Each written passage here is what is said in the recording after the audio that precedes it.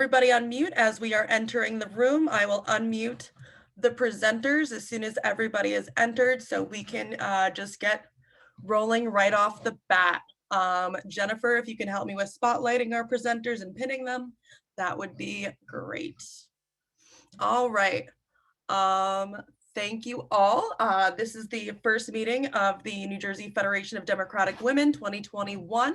We are so honored to be graced with the presence of so many powerful, impactful women leaders in the Democratic Party throughout our state.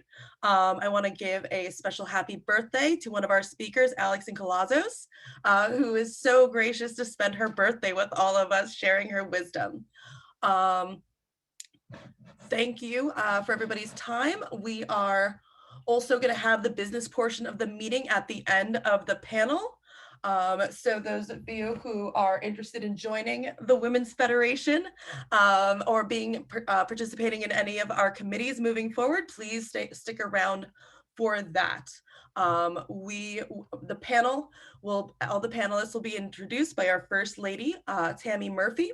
After that, she will ask each of the panelists questions, and our panelists will get about a minute to answer each of their questions. After that, anyone else can jump in to answer the questions from there. And yeah, with that being said, we are going to start with a quick Pledge of Allegiance. And then I will introduce the First Lady herself.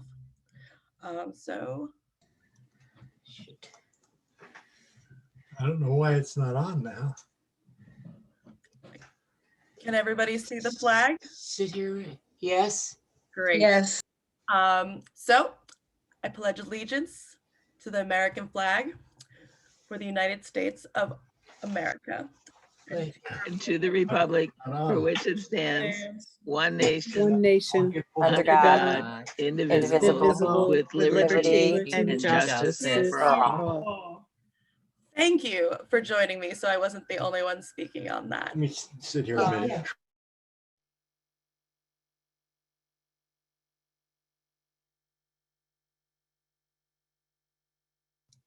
Hand it over to Miss Tammy Murphy, our First Lady.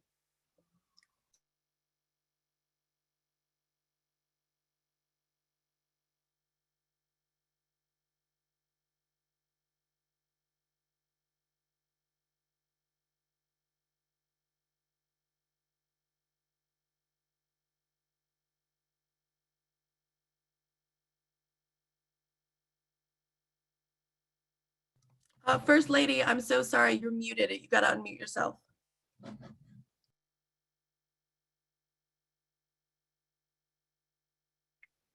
Okay, I'll try that again. Hello, everyone. Can you hear me now? Yes, you're perfect. Perfect. Thank you so much for being here this evening, and thank you for inviting me to moderate this timely and important event. 1 week ago, yes, only 1 week ago, I had the privilege of being in Washington, D.C. to watch Associate Justice Sonia Sotomayor swear in the first woman vice president in our nation's history. To put this in even more context, we as a nation watched the first Latina justice on the United States Supreme Court swear in the first Black South Asian female vice president in our 232-year history. That moment will forever be ingrained in my memory and surely all of yours. It means that my daughter Emma can finally look at the White House, look at the gallery of the vice presidents, and not just say, I can do that, but also point to a role model. It means that Black and South Asian women everywhere can now see their own faces and their own histories reflected in the woman holding the second most powerful position in the country. Representation matters. The ability for women, and especially Black and brown women, to see someone who looks like them holding positions of immense power is something so important and so powerful, it cannot be overstated. It isn't enough to elect men who are supportive of women's rights. Don't get me wrong, it's a good thing that we have men fighting with us, but to have women in those roles, to have them speak to our shared experiences as women, to have their perspectives and voices in those rooms of power, that is indeed powerful. But as we look forward to what 21 can bring, let's remember that in 2021, women still make up only 27% of Congress. And women of color, they're only 9%. In fact, in 2021, the United States Senate does not have one Black woman serving. So just think about that. And across the nation, women hold only 30% of statewide executive offices and only 31% of state legislative seats. And here in New Jersey, we are firmly at 30%, a range that has not fluctuated much since 2008. We are 51% of the population, something I like to call a majority, but women remain vastly underrepresented in government. If we take any lessons from this last historic year into 2021, it is that we must keep pushing. Because remember, if you're not at the table, you're on the menu. Thank you. So now I would like to take a moment to introduce our panelists. I am sure we all are familiar with each of these powerhouses, but I want to be sure. So first, I have the pleasure of introducing our fantastic Lieutenant Governor of the great state of New Jersey, Sheila Oliver. Sheila is the Commissioner of the Department of Community Affairs. Personally, to me, Sheila has stood beside Phil, leading our great state for the last 3 years, and we could not ask for a better partner. Next, we have Peg Schaffer, a woman who wears many hats in the Democratic Party. Peg is both the Democratic Chair of Somerset County as well as the Vice Chair of the Democratic State Party, and in her spare time, she is a lawyer. We have Saily Avelendas, the Executive Director of our Democratic State Party. She previously was the Executive Director of NJ11 for Change, which paved the way for Mikey Sherrill to win in 2018. Woohoo! Yes. Next up is my neighbor, Tricia Maguire. Tricia is a lifelong champion for women and the founder and Executive Director of Elect Women New Jersey. And last, but certainly not least, is the birthday girl, Alixon. Alixon is a government affairs professional with over 15 years of experience. We are delighted to have you with us on your special day, and I am sure we are all wishing you a happy birthday, Alixon. Okay, so now we are going to move on to the questions. First one, I want to start with a backward-looking question. Who do you think was the most important, impactful, or influential woman for New Jersey in the year 2020? The easy question. So let's start with you, LG. What are your thoughts, Sheila? Interestingly, I am not going to identify a political figure. I think there is no doubt to anyone in our state that Commissioner Judith Persicelli, the Commissioner of the New Jersey Department of Health, was the most impactful woman in New Jersey in 2020. She hit the ground running with Governor Murphy, addressing the issue of this once-in-a-century pandemic. You see Judith every Monday, Wednesday, and Friday at the side of the governor, updating the residents of this state on testing and numbers of people, who have been vaccinated. And she just really, really rocked it in 2020. So that's my choice, Tammy.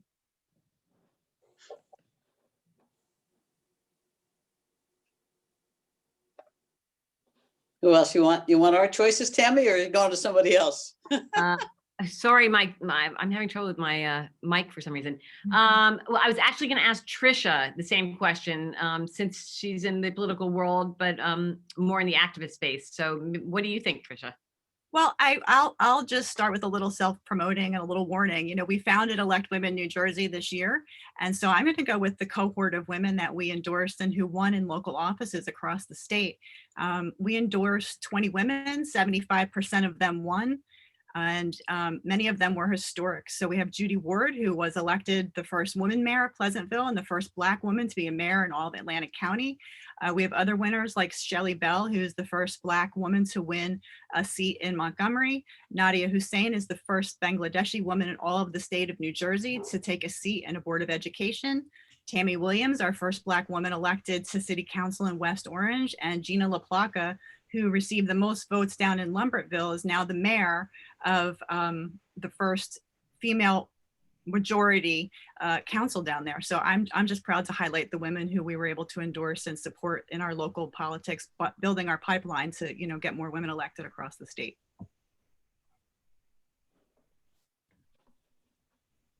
So just because nobody followed protocol or the basics, I want to throw out Loretta Weinberg, who's retiring from the Senate. and I think has made a major impact and an indelible mark on our state. And I was thinking actually one of the more significant impacts on our lives is the counter model in a Melania Trump. We all know that's who we don't want to be. So she's been pretty impactful too. Thank you. Thank you, three. Thank you all for those answers. I think we're now going to move on to a more forward-looking question. What excites you most for women in 2021, especially in New Jersey? And how about we start this one with you, Peg? So I'm excited that we can breathe finally after we got that guy out of the White House. And we have our entire assembly and our entire Senate up this year, which is way cool. I know many of you know our history in Somerset County. I think we have 77 Democratic elected officials and 30 of them are women. I'm making sure next year that we get another 10 at least so that we've got more than 51%. And I think that we've just got tremendous opportunities. We've learned a lot from the pandemic about how to get the vote out. We've learned about vote by mail and how to energize the electorate, even when we can't go door to door. I think, you know, I'm excited about the prospects of trying to replicate the turnout, which is probably almost impossible, but the turnout last year was phenomenal to a large extent because we figured out how to cope, and the governor gave us instruction and ease of voting so that we could get more people out to vote, irrespective of the conditions of the health of our society and the pandemic. But I'm thinking, you know, we all learned about new tools. We learned about hustle. We learned how to interact with voters. And I think what we really have to focus on this year, which might be part of another question, but making sure that we get our people out to vote. Particularly women can make the difference, and we should, and we need to motivate each other and understand what happens, because by getting together, we got rid of that guy, and we can get rid of a lot of other people who don't belong in government if we do the right thing. Super. Saily, what about you? Yeah, I'm gonna touch on where your remarks started. I think what's really exciting is that we have generations of younger women who were, you know, possibly on the fence about ever, you know, moving into a more political space or putting themselves out there for elections, and are now looking up and seeing that there's a woman in the White House. And that, you know, the power of seeing somebody that looks like you, that has a similar trajectory, that's motivating. And so what I want to see, what excites me, is what happens. Like, what happens next? How many women put themselves out there? How many women run for, you know, whether it's town councils or mayors or, you know, the commissioner seats, or even, you know, some of the higher offices. Like, I want to see that. I want to see those numbers grow. I want to see that 30% move. Because we've been there since 2008, and I can't understand why, since we are New Jersey, we're blue. We have a lot of women and a lot of Democrats and a lot of people like, let's go. We are not the, you know, on the lower end of the spectrum, but we're also not on the top end of the United States. So I think for me, I want to see the effect of a Kamala Harris vice presidency on the younger generation. That is what excites me. Fantastic. Alixon, what about you? So I am excited. A couple of things. This horrible 4 years with, you know, Trump and all the craziness that happened this year in election time, although it was really terrible and scary. And again, democracy was, you know, just in a really scary situation, scary place. I think we've learned a lot of things. And one of the things that came out of this, I think, is civics matter. That we became more engaged. People who would not normally engage on this became scared. And if that's what it takes for us to mobilize and have those like hard conversations that, you know, women in politics and, you know, involvement in government in politics matters, and it has an impact. And we saw it in this 4 years. We saw it especially in this year. So even though it was horrendous, I think we learned a lot. And I think I am very hopeful that based on this, or based on fear, that we can at least move forward and really get our bases moving. The second thing that I'm really excited is going back to Tricia. I am really excited of all these women who ran last year, who are running even this year. And I think that is women, organizations like yours, Tricia, and many other in the States that encourage women to come and take that extra step. As people who are in the public office, they know, this is not really easy. It's not glamorous by no means. It is personal. It takes a lot of personal sacrifice. You need to develop or have thick skin in order to be in this. And it's something that you need to have that support behind it. So I'm really excited for the women who ran and won, but I'm also excited and looking forward to the women who ran and may have not make it, because they need encouragement as well. And if you took that step, it takes a lot of courage just to say, to step into that arena. But even if they didn't win, we need to continue. You need to go back to them and ask them to stay involved. Like, this is not the end. We need them to be involved, to run again, and for us to offer that kind of support. So I'm also looking forward to, those women as well. But great job, Tricia. Mhm. Okay, excellent. So let's talk about Democratic women specifically. This coming year, we will likely see a new wave of young Democratic women engaging in politics, akin to Kamala Harris, as you just said. So I'm wondering how you think their voices will change the landscape of the political process, and specifically, our campaigns, our electoral process as well. So Peg, maybe I can start with you. I know. Yeah. Yeah, sure. I welcome the next generation. We're getting tired. It's time for them to take the helm. But I'm concerned a little bit. I know that it's really important for women to understand that you must leave the ladder down, that when you've ascended to a place and you have opportunities, you need to make sure that you give other women the opportunity to join you. I think in New Jersey, we have tremendous role models, trailblazers for young women to look to, including yourself, Tammy, and of course our Lieutenant Governor, my good friend, Sheila Oliver. And I mentioned Loretta before, and of course, Mikey Sherrill in Congress and Bonnie Watson Coleman. They're all phenomenal, but they're all, other than Mikey and perhaps yourself, we're all moving on a little bit, and it's time to bring women in. But what I want them not to think is that they need to come in and change everything overnight. My concern would be, I see the litigation to do away with party lines.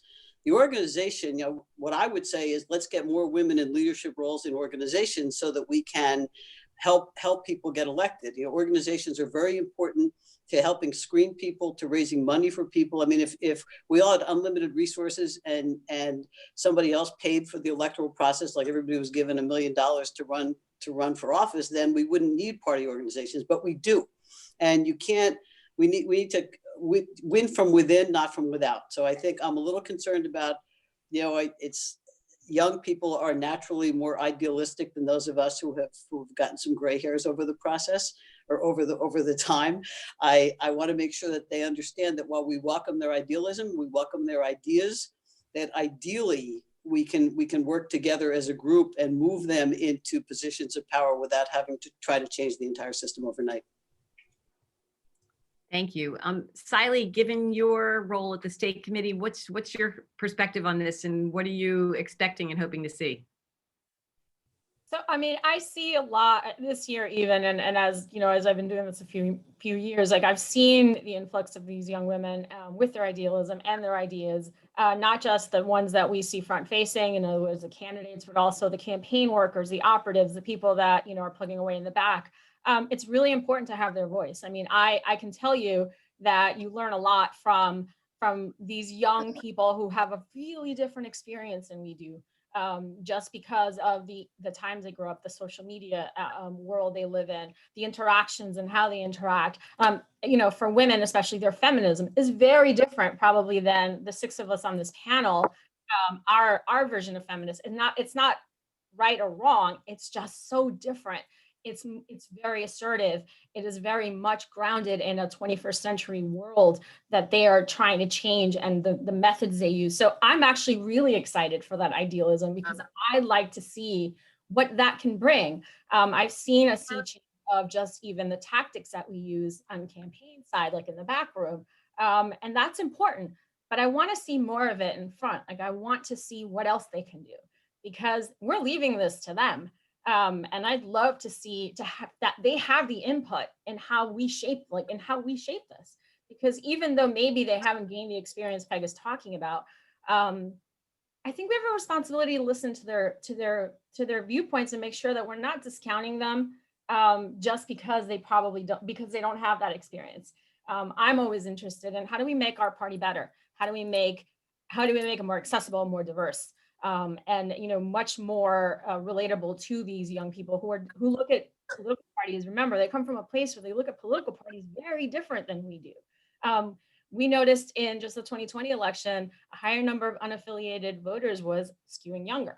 And that's a really interesting phenomenon. They don't want to associate. So what are we bringing? What value are we adding as a party to them? But also, like, how are we including them? Because it's not enough to take the value they bring if we're not also kind of being reciprocal with it. So that's what I want to see, that energy. I love it. It's really, it's what keeps me going in terms of how we do things differently and better. Great.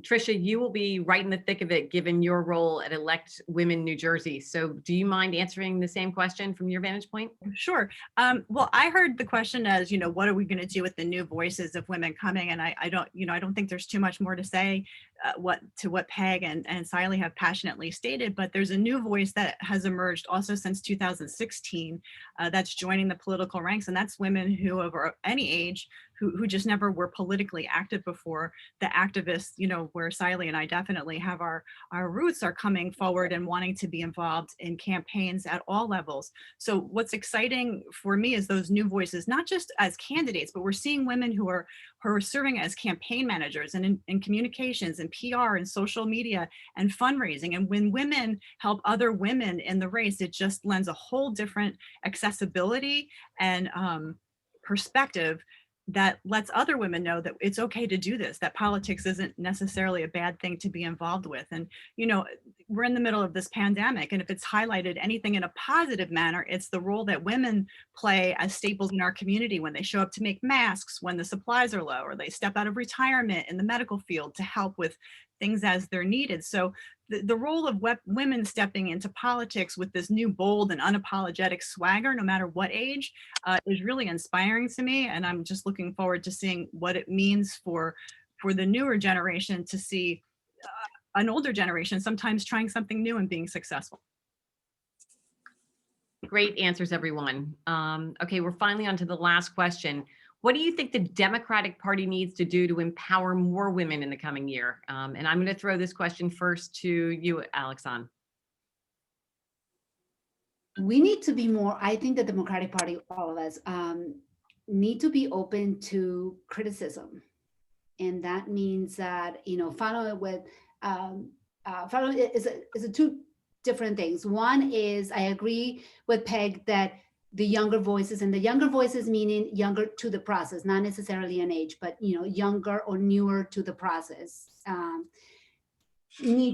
should take lessons from people who have paved the way and have this kind of room where we are all heard. So I completely agree with that on the one hand. On the other hand is that it needs to be open to criticisms as to how much further we can take this. I mean, to Sally's point, the idealism is amazing. There's a lot of things that we can learn from it. And we as a Democratic Party need to be able to listen, take criticism, and take that. And it doesn't mean that you need to act immediately, but we need to think, process what this information is. What is it that we're doing to Sally's point about these new voices? And again, voices is not age, it's just voices that are coming in, and understanding what is it that they want to hear and what is it that we need to do in order to include them into that conversation.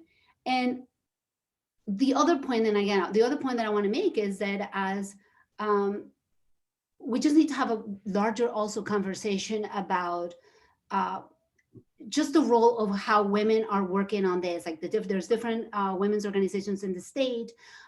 We need to just have some sort of, we need to truly support one another. And that means whether it's criticisms of women that we do not necessarily support, those have to be done in a respectful manner. And that doesn't always happen. And it's a conversation that's a little bit difficult sometimes to have, but as a brown woman, we also need to be conscious of that. And it doesn't always, and again, we're the Democratic Party, we're the diverse, inclusive party, and I'm in it and I believe in all of this.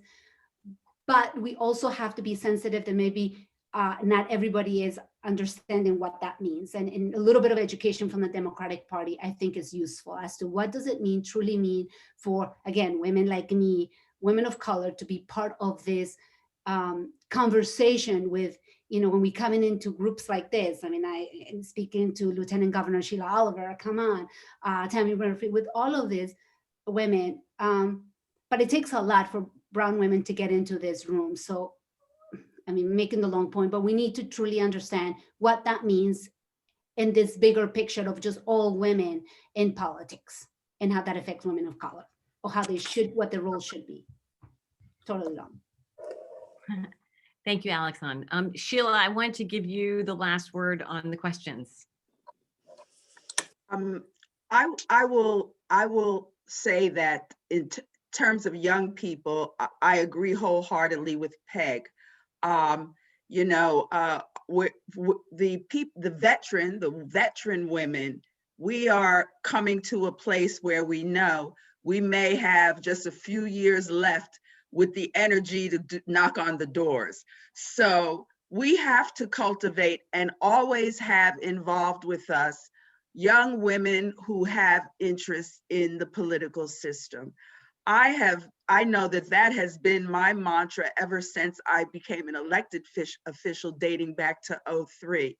I always had young people who worked in my district office, who worked in the majority office, to get the exposure and the experience. I think that having young women shadow you and you in extending invitations for them to get involved in different things gets to be very important.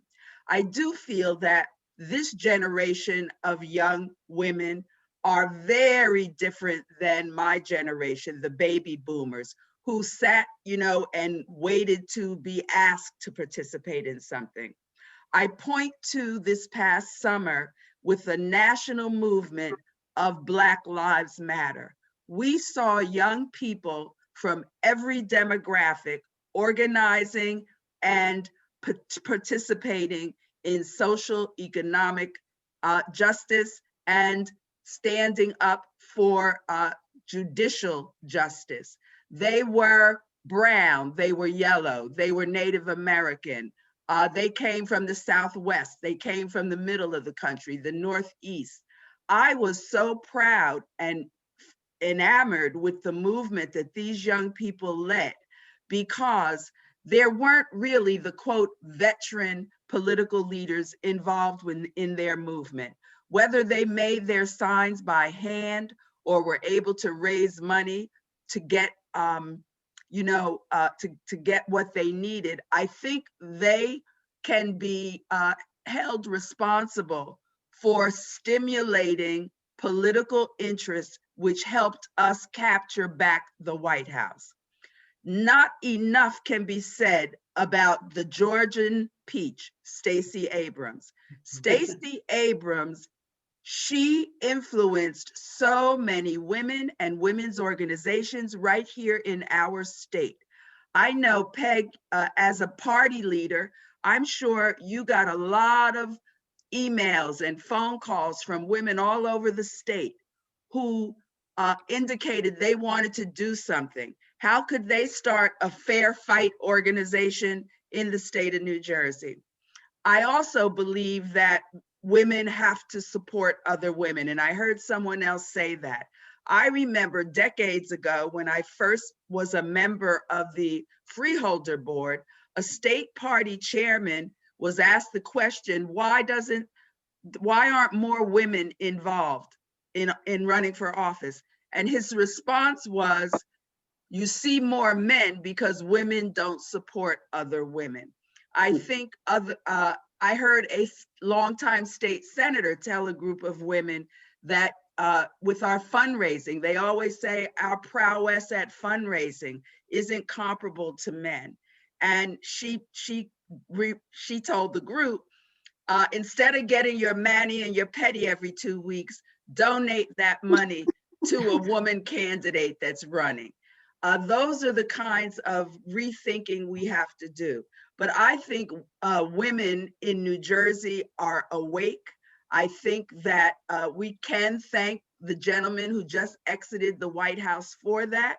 I think that there was a great deal of just abhorrence at the behavior that was demonstrated on a national level, and it got women to thinking about their own communities and their own state. The Democratic Party is going to change by osmosis. We are going to retool ourselves as a party. I look at who President Biden has put in the mix in terms of national party leadership. You have young Jamie Harrison, who is now the head. You have young Alicia Lance Bottoms, mayor of Atlanta, who is playing a role in the party. And there are many, many others. But I do believe we are at the passing of the torch moment. But it, as Peg Schaffer said, it is extremely important that veteran Democratic leaders work with the younger demographic because they don't understand the entire landscape of it and make snap judgments about what should be done. I'm listening to that conversation now as Chuck Schumer is trying to put his agenda together in the Senate. And he's beginning to take criticism. No, screw the Republicans. Don't try to negotiate anything with McConnell. Schumer, as a veteran, knows we've got to get things done as the Democratic Party. And our president has to get things done. And Nancy Pelosi has to get things done. I would ask younger people who are participants in the process, please stand aside, observe, and watch how some of these veterans operate. You know, I'm so proud that Nancy Pelosi was able to retain her seat as the head of the House of Representatives. There is no doubt she was fierce, she was strong, and she got things done for us as the Democratic Party. There are other Democratic women in New Jersey who are doing the same thing. So we've got to begin to make certain that more mayors are elected. We need to coalesce with more Latina women because they are significantly underrepresented as office holders in our state. So I think this is an exciting time for the New Jersey Democratic Party. I think this is an exciting time for our county parties. And I believe men that are engaged in the party, they understand clearly women are not going back into the former roles and positions that they held. Women are coming down strong, they're knocking down doors. And if we don't watch it, Democratic Party, these young people will forge ahead without us. And we need them. We need to all work together. It's very cool. Thank you. Sheila, I just want to say I always listen. I always love listening to you speak, and I just would love to, you know, that whole notion of the manicure pedicure every 2 weeks and giving your money to female candidates. I'm going to be thinking about that for a good while. I want to point out two things, if you don't mind, even though I'm not on the panel. One is that, you know, this is a year that traditionally is a statement on last year's election. So in other words, last year being the presidential, this year, of course, we've got the entire legislature up.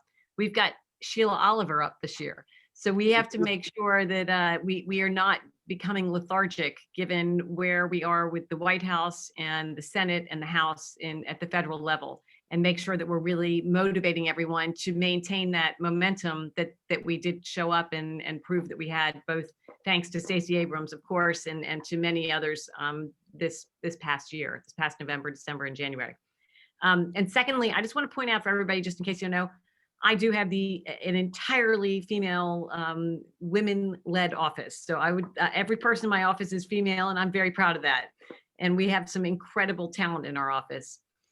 Thank you all so much for your really inspiring responses. And I want to thank Alana Berman and the entire team at the New Jersey Federation of Democratic Women for giving me the opportunity to moderate this panel tonight. So back over to you, Alana, with thanks. Thank you so much, First Lady. I know you have to run, so everybody give the First Lady a round of applause, and then I will ask each of our panelists to say just a 15, 30-second closing remarks as the First Lady jumps off. And I think we will start with the Lieutenant Governor and then to our Vice Chair and so on. So Lieutenant, I would just say, New Jersey women and to members of the Federation and to women everywhere in our state, let's not lose this momentum that we gained in 2020.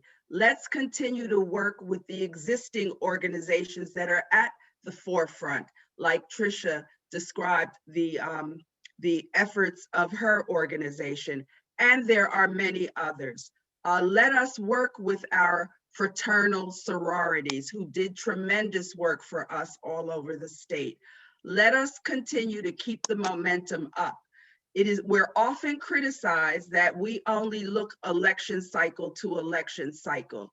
Let us become long-term planners and long-term thinkers and start to build a pipeline and create a bench and do it longitudinally, not just election cycle to election cycle. That is the way we keep the Democratic Party strong, and that is how we make certain that our values at a political party continue to be front and center in New Jersey. thank you. Vice Chair? So it's my turn, right? So pretty much what I say is go Sheila Oliver, ditto to everything you say. And wait, I love those glasses. Not sure where you got them, but they're really down. Millennial. I know. Well, so you're my new millennial candidate. So I do think, and I've listened to a lot of you, and you know, I want to make sure that I wasn't misunderstood. I really like young people, and I love their idealism. And they came of age, as the Lieutenant Governor pointed out, at a different time than we did. I mean, they came of age when all persons were created equal. When we were kids, the baby boomers, all men were created equal. There was a whole lot that we had to go through to be even considered by them. And I think that's important, and that also drives the value of young women candidates because they don't demur. They're, we've learned how not to, but we also all came through a process where I remember some of my first board seats as a younger woman.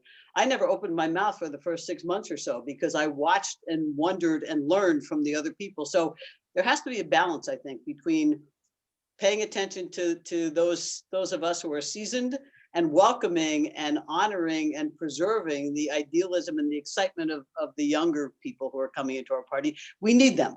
But I've said on many occasions, women should rule the world, but if we can't rule the world, we at least need fair representation. We need to be not only treated equally, we need to have our voices heard loud and clear. Because I think we made a difference. We certainly made a difference with the Georgia Peach. Her help and what happened in Georgia generally was driven by women around the country. I know that Kay Lacoste and several other people got together and pooled a bunch of resources to send to Georgia to make that happen, so that we helped put Joe Biden and Kamala Harris in a position where they can do what needs to be done. The other thing, one of the questions about the future and next year, Roe versus Wade is at issue again because of what Donald Trump did. We have an opportunity in New Jersey by re-electing Phil Murphy and Sheila Oliver, of course, to make sure that we make that the law of New Jersey, but also that we, with Joe Biden in the White House and Kamala as his, and controlling the legislature, we can actually make it the law of the land. And I think that's really important. We need to make sure that women's reproductive freedom is protected. And so I'm excited about 2021. I also, one final comment, we missed an opportunity last year. It was the 100th anniversary of suffrage, and we didn't get to celebrate the way we should have and wanted to. So I think we should just declare that a lost year and make 2021 the 100th anniversary. And when we get an opportunity to get back together again and celebrate how hard we fought to get where we are now, and to tout the accomplishments of women on this panel, women in this organization, and women who are coming into office in the future, and just working as has been pointed out, to get other women elected, to get other people elected. We're all in this together. We can make such an amazing difference. So I'm looking forward to it and excited. And those are my final remarks. I want those glasses though. They are great. Saily, do you want to give your last? Oh, I got to unmute you. My apologies. There we go. And you should be. Believe me, there are a lot of people who want me muted. It's fine. I'm good with that. I would say this, and I'm going to boil it down to some bullet points. One, be intersectional. We need to be intersectional. We need to remember that even though women are all in the same boat, when the life rafts, when the life jackets are distributed, they're not distributed evenly. So Black and brown women, Latino women, all women of color, they're not in the same place that white women are. Simple as that. And I start there. What I want to move to from that is think globally, think big picture. It's not just about the candidate. It is all of the people in the back room. Look around your back room. Something the First Lady said struck me. Look around your back rooms. How many women are there? How many women of color? Are you listening to all these voices? Because every decision, for example, that I make at the state party level, if I'm not thinking about Black and brown candidates, if I'm not thinking from that perspective, I will lose, the base of the Democratic Party, right? The soul and the heart of it. And so I have to be very careful that I am always focusing on elevating Black and brown candidates, making sure they have the same resources. What are we doing to promote them? And that there's no lag in them, there's no lapse in that. And it's not because of an all white staff. And I'm not saying, this is not a knock on anybody, but it's really, really like it's work. We have to work at it. Make sure it's part of intentional things that we do every day. If you're putting a campaign together, look at your staff.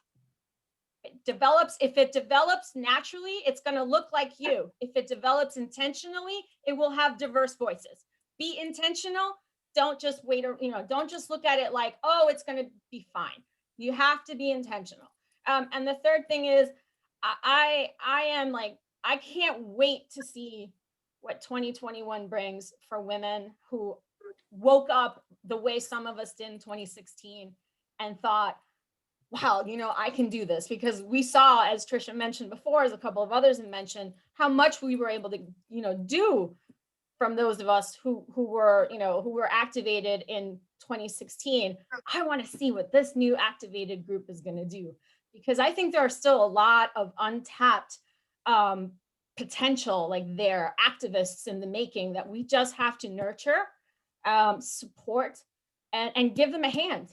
I had a lot of people help me when we started NJDSC for Change. I will shout out Hetty Rosenstein. I will shout out Ana Lilia Mejia. I will shout out Marcia Marley, because those women called me and said to me, you're in this space. Excellent. How can we help you? We've been doing this for a while. You know what? We need you. We need your voice. We need what you can do. We can all work together. And they essentially helped all of us. So I'm always very grateful to them for that. And we have to do the same for the next group. So I'll leave you there. As I said, most people just want to mute me. I got it. No, thank you. Those are great remarks. Tricia? Sure. The remarks that came before me are phenomenal. I echo them. I did miss an opportunity when I was talking about the women that we highlighted with Elect Women New Jersey to sort of boil that down into one woman. And really that would probably be Vice President Harris's mom, who made the statement, be the first, but not the last. And we did that so much across the state. And I'm so sad to report that we still have so much work to do. So that mission, that drive to incorporate everything that Saily was talking about in terms of being intentional and thinking about who are you looking to endorse, who are you looking to lift up, who are you looking to ask to run for office. We have to ask women 6 times compared to men. How many times can we ask women who don't look like us to step up and do the job? So that's the mission-driven work that I'm excited to do. I look forward to a time where Kamala's mom's advice just is a thing of the past, and it's just, we're normalized. Women in political office are normalized. Our young girls, our daughters, our young friends are just look in the mirror and say, well, it's not a new thing, and I can be that if I want to when I grow up. So I'm really excited to see us keep continuing marching down that road. Yeah, me too. And last but not least, our birthday girl, Alixon.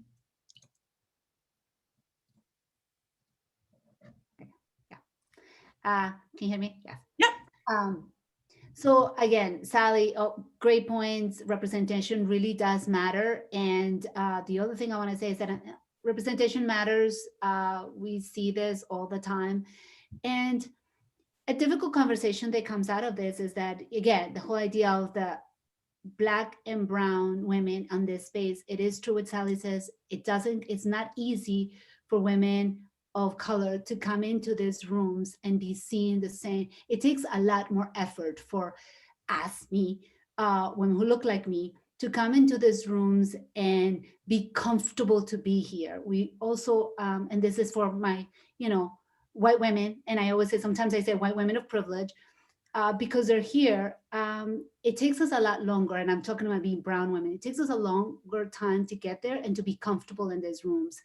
And so it needs to be something, and so the work has to be on both ends as we come in, and again, I'm saying me, as we come in, but there's gotta be some sort of understanding and maybe conversations that are uncomfortable, even in places where we're all friends, where we, this is a safe, friendly environment. We all have kind of the same political ideas, principles, but having these conversations about race and social status and social class are always uncomfortable. But because they're uncomfortable does not mean that we don't need to have them. Maybe it's because we need to have them probably the most, and especially in safe places like this. So to the Democratic Party as well, and to organizations like this, this is a hard, again, 2020 was tough for many reasons, but racism was really loud and screaming, and we as women need to do a part of, no, we're not, not racist, but we need to just have those understanding and have those hard conversations, uncomfortable, but they're very, very much needed. That's it. But thank you. Thank you for having me. Powerful remarks to end on too, and really food for thought. I want to thank all of our panelists for their time and energy and thought and wisdom that they've shared with us. So I think we should all give them a quick round of applause, either silent or otherwise, and just really thank you all, ladies, for all the hard work you do, your dedication to the party. And as we keep saying, women helping women, you are all examples of that. So thank you. And with that, we're going to transition to the business portion and allow our panelists to get on with the rest of their evening. So thank you, ladies. Thank you. Thanks for having us. Thank you.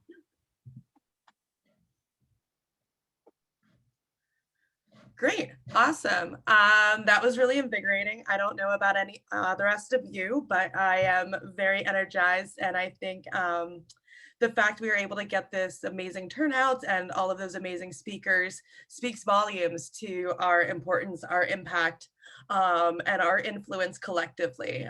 So I just want to say that. So with the business portion, I just want to again recognize Andrea Mastros, our former president, for all of our hard work bringing us to this point. And kind of jump through everything. So we're taking attendance. I believe it's pretty easy for us to take attendance this way. We can just get a readout of who is on the call. Great.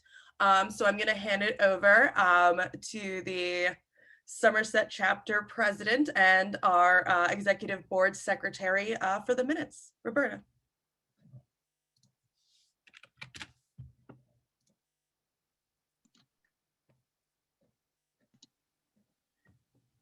There you go. You should be. All right, there we go. Thank you so much. So our previous meeting for December was held on December 16th.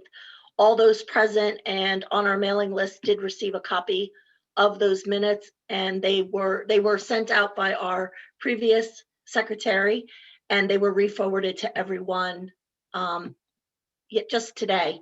So open that up to accept the minutes from our our December 6th meeting. Do we have a motion to accept the minutes? You can either raise your hand. I see Margaret. Yeah, Margaret accepted. Margaret, and Olympia was a second. And who was second? I'm sorry. Olympia. Thank you. Yep. Okay.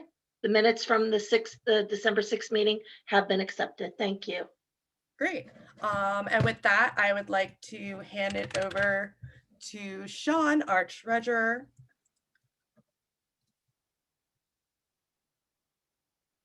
Asking to unmute. Hi.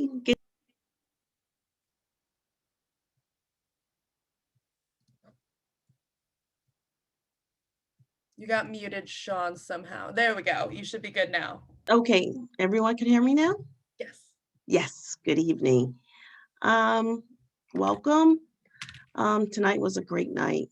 It really was. We got a lot of information. I'm really motivated. I'm really here to do what needs to get done to move this forward. And I'm just praying that everyone is motivated too, so we can get things rolling. Right now, I have no reports or nothing for this evening on the treasure part.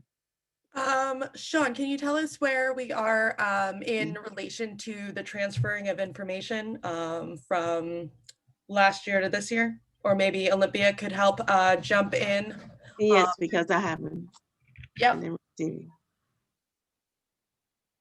For those of you who don't know, Olympia was our previous treasurer that Sean is taking over for. Good evening, everyone. I'm looking forward to handing everything over to Sean. With the holidays and everything, we haven't actually had a chance to sit down and meet.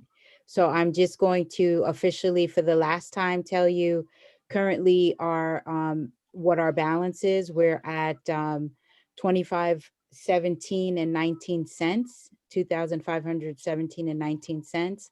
And this is after contributions that have been made to Amy Kennedy's campaign and also to Stephanie's campaign in Hamilton. And it was an honor for me to serve you. And next meeting, it'll be all Sean. Hey, thank you. You're welcome. Great, thank you so much. Look forward to that transition finalizing, and very excited to have Sean Hunter on board and using her skills and talents to benefit us as treasurers. So again, thank you so much for that, Sean. I'm so happy to have you on board with us.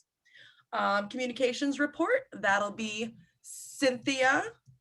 So give me 1 second as I work to unmute you there.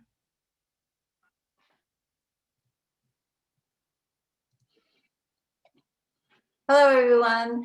So communications is rolling along. We have such a robust team. Renee and Karen are just rocking it on Facebook, Insta, and Twitter. I mean, seriously, I cannot keep up with those two. It's amazing.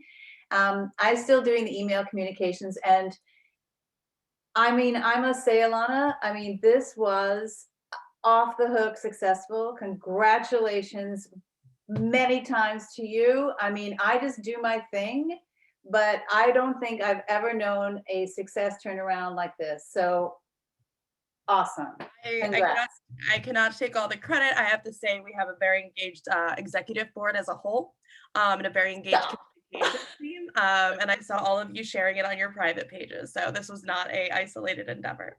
So well, it was really massively wonderful, and thank you for it. And anyway, yeah, so like I say, Renee and Karen are carrying the heavy lift, and they're doing a fantastic job. So that's all from communications until the next awesome event. Great. Thank you. And we have a little bit of old business just to wrap up. We have the dues coming in March 2021, which I think is something that we need to discuss as an organization, with the new format that we are taking place in, and our new focus on empowering our ladies running for office on the ground. It's really important that we reconsider how we're doing dues. It's only a few hundred that we owe to the national chapter to support our obligations there. And we'd really like to start maybe fundraising that money, so that we can pay for the state's obligation, allowing our local and county chapters to really funnel the money that they raise rather than to the state, to their local legislative races and municipal races instead, that might benefit a little bit more from the money.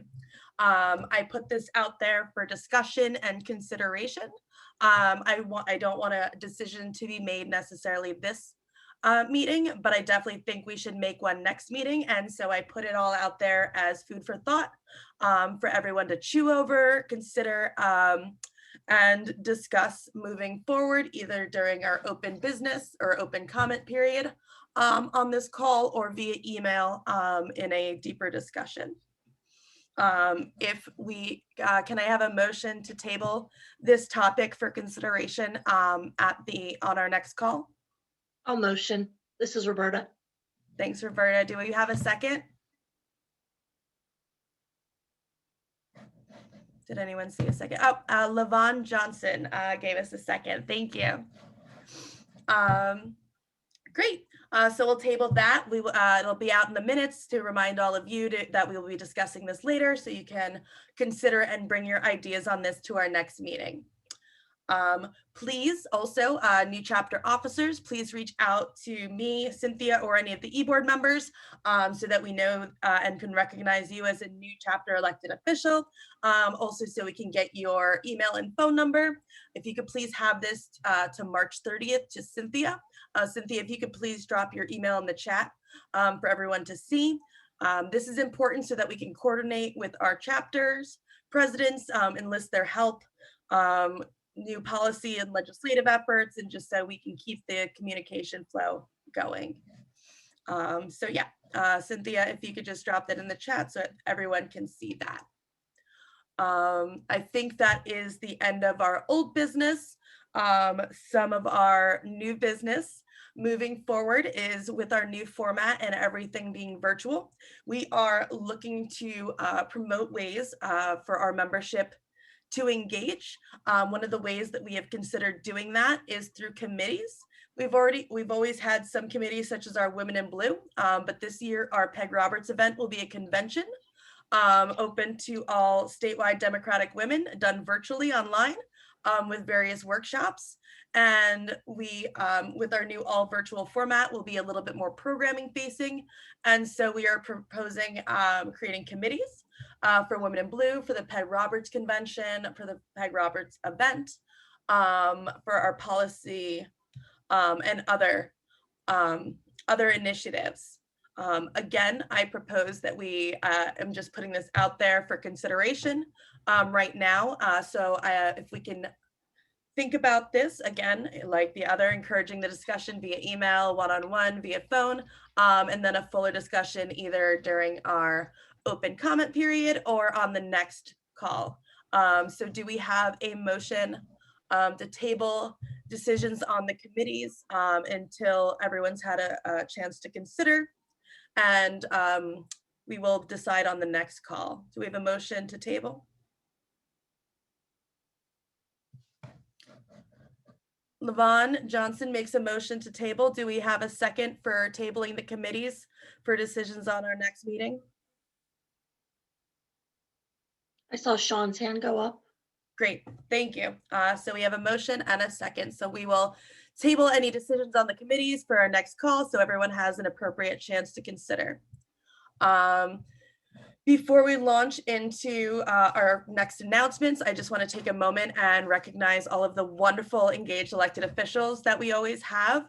I know we have Councilwoman Mims, we have Assemblywoman Verlina Reynolds Jackson, who has always been an amazing ally of ours.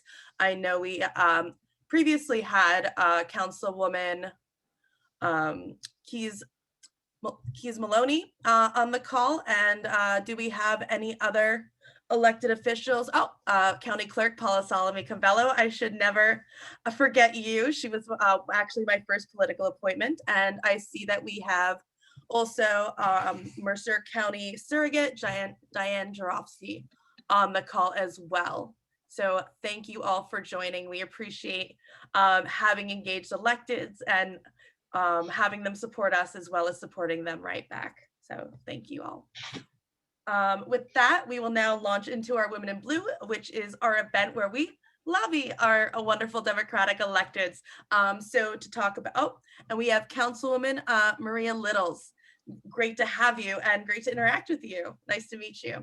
I'm going to hand over the Women in Blue to Margaret, as she is our Vice President and Chairwoman of that initiative. And we also have Councilwoman Tracy Buckley, Committee Member Shelley Bell, and Council Member Darren Eisenberg.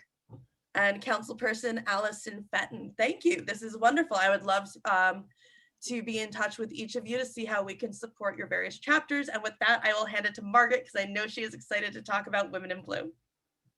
Thank you so much, Alana. Thank you. This is a lovely evening. Thank you. I just want to reach out to any of you that have contacts with your assemblymen or assemblywomen. And if you do, I'd love to hear from you. My email is my name. You can see my name. It's Margaret Weinberger. It's at yahoo.com. And we are going to try to do our event at the Capitol. I'd like to see if we can get down there. I want to just wait another couple of weeks and speak with the scheduler down in Trenton to make sure that it's okay that we do this. So right now I'm recruiting members to help me get through it. I don't see where it would be a problem for us to go down. Our assembly and senators know that we come down there, so they're excited about it. The times that I've been there in Trenton, we had great reception, and we have great people that are our elected officials, and they'll come and join us. Okay, so I'm asking for recruits, and if any of you are interested, please email me. Thank you, Alana.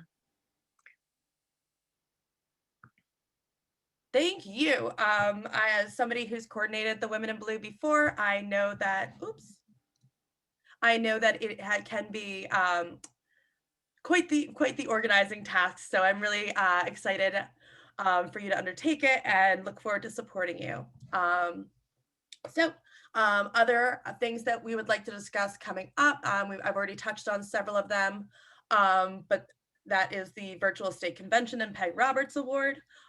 We will begin considering that those are both committees to join, but also we are going to begin entertaining nominations for our Peg Roberts Award. This is for those of you who don't know, this is our hallmark keynote and very historic award that is kind of our, the Women's Federation kind of the big thing that we do every year to recognize Democratic women who really have contributed to our state and our party and our organization. So we're very excited to bring that online this year and allow people to have even more access to participate. If you are interested in getting involved on a national level, please reach out to me or somebody else from the e-board. There are several opportunities to get involved with national committees and opportunities. Would love to connect our New Jersey ladies with them, as there's just tons of opportunities to get involved, and it would be great for New Jersey to continue to increase our Democratic presence on a federal level. So please feel free to reach out. Other notes to touch on is we are soliciting fundraising ideas and initiatives, especially in this virtual environment. If that happens to be something you have ideas about, please do not hesitate to reach out. And we are looking for ways to sell the t-shirts we previously had made. They're rather simple, but they were cheap to make. So there is a high benefit, high yield of being able to figure out a way to market them, whether that, or even if it's given out to some of our speakers. We just happen to have a lot of them. So welcoming ideas of what to do with our shirts. And I wanted to let everyone know that we were also soliciting ideas for future panels and events in this virtual environment. We are looking to do more programming.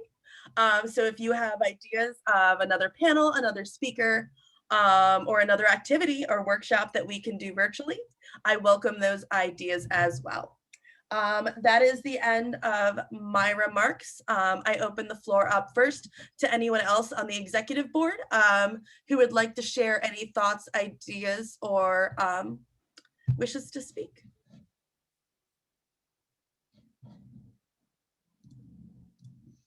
All right, please use the hand raise function or message me. For those, Maria, you asked how much are the shirts. The shirts are about $10.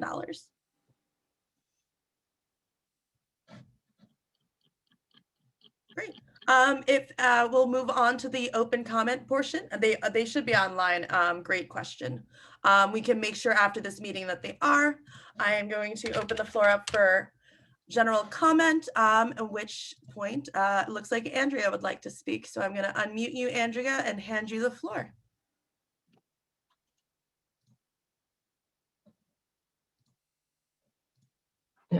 I just wanted to let you know that we did receive a thank you from Stephanie Schmidt's campaign that was mentioned by Olympia. So I do have that piece of paper if Roberta would like to, add it to the archives as one of our first campaign donations. And I believe Amy did it virtually, so I don't have a hard copy of that. But I think it's a wonderful idea to move forward. Yeah, please send it. Thank you. I'll send it to me, Andrea. This is Roberta. Okay. And I'll be happy to include it and hold on to it. Great. Yeah, thank you. Thank you so much, Andrea. I would also now like to give the floor to Nancy Flynn Yunkin. She is the president of the Burlington County chapter, and it is also her birthday. So everyone give Nancy a quick birthday round of applause as I unmute her. You didn't have to do that, Alana, I swear. After my day at work, I think I got 5 extra years on my birthday today. I just wanted to say, just real quick, because we're talking about women candidates, Burlington County flipped 3 towns, historic results this year, and we're really proud, and every single town has at least 1 female candidate. I'll send you the details, but we're just really excited that Burlington County is finally blue and we're making a presence. So I'm looking forward to next year's election. Awesome. Yeah. And, on that note, it might not have been all women candidates, but the local chapter here in Mercer did a great job flipping Hamilton, as well as, just kind of ensuring our Democratic hold on the county. So yeah, we're now a very excitingly blue county. So I know exactly how you're feeling now. Would any other chapter presidents or any other members like to make any remarks? Levon? Let me unmute you. There we go. I was I'm gonna get this thing down off my, there we go. I was president of the Burlington County chapter back in the mid-90s, and it was a little cadre of about 12 or 14 little old ladies who nobody took seriously. And we were always sort of looked upon as, oh, you're the nice little ladies auxiliary, and that kind of thing. So I just want to give my kudos to all of you who have really raised this organization to the level that it's at. We never would have dreamed of having a first lady lead a meeting or any of the other things that we're doing. Of course, we weren't electronic in that mode back in the 93, 94 era. But still, I'm just so proud that this federation has moved forward the way it has. And part of that is because we brought in a young bench to join us. It's not just a bunch of little old ladies that have nothing else to do. And I just couldn't be prouder. And I'm especially proud of my county chair, Nancy Yunkin, and her predecessor, Dr. Gail Cook, who really got the ball rolling in our county. So kudos to them. Thanks. And looks like Yetta wanted you to mention your fundraiser. That's yes. Everybody got to see that one. I couldn't find her name to respond to her. Yes, absolutely. We're really excited about this fundraiser. We are hosting for Black History Month. We are hosting, oh shoot, I don't have the names in front of me, Yetta. Well, I got it. A celebration of women's rights to vote and featuring Dr. Stephanie James Harris, who is the executive director of the Amistad Commission. We are also having award-winning actress Diane L. Parker as Fannie Lou Hamer in a portion of her one-act show, and we're super excited. So if anybody wants to attend, please contact me. I will send the information to our executive board, and then they can forward it. But it's going to be amazing. So we're really looking forward to it. It's only $15 a person, and we're raising money because, again, we have every assembly person, every senator, we have the governor, we have So we're excited about our fundraiser. I'll send everyone the details. Thank you. And I just want to touch back on what Levon was saying, which, and saying how excited you are for where we're at now. And I want to take a moment to recognize that we wouldn't be where we're at now without the hard work of women like yourself, and those who came before us, even beyond this call, and paving the way, right? Like it takes a lot of hard work to allow us to do what we can do now. So I just want to take a moment and recognize that. Cool. So now that I'm a little emotional, if there's any other final remarks, I know it's 8 o'clock, or anybody else has anything else they want to share out. I want to be respectful of time, as we have been on here for almost 2 hours. All right, so not seeing anything and hoping I'm not missing anything, I will accept motions to adjourn. Bessie Walker makes the motion with Margaret Weinberger seconding. So thank you all. I will be sending, we will be sending out the minutes as well as an invite for our next panel. So I look forward to seeing all of you. Thanks, Alana. Take care.